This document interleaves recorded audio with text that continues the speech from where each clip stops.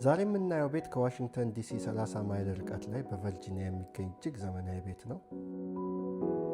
የዚህ ቤት ስፋት 8000 ስኩዌር ፉት ሲሆን የተገነባውም በሃፍ ኤከር ላንድ ላይ ነው። እስቲ ደግሞ ወደ ውስጥ ገባ ብለን ምን እንደሚመስል እንመልከት።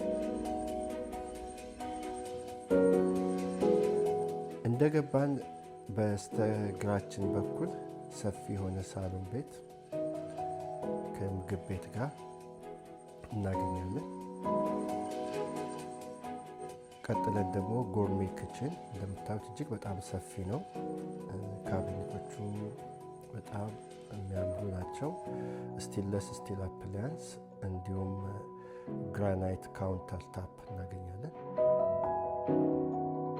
ቀጥለን የላይኛው ቤት ክፍል ስንወጣ ማስተር ቤድሩሙ እንዲህ እንደምታዩት እጅግ በጣም ሰፊ ነው።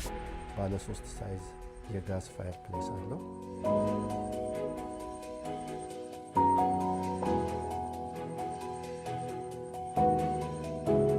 በዚህ በላይኛው የቤቱ ክፍል ከማስተር ቤድሩሙ ቀጥሎ 4 ሌሎች መኝታ ቤቶች ሲኖሩ እንዲሁም 4 የራሳቸው የሆነ ፉል ባዝ አላቸው።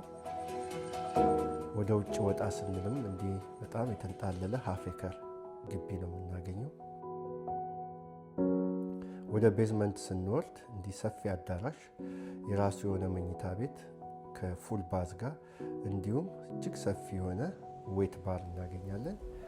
ዎክአውት ቤዝመንት ነው።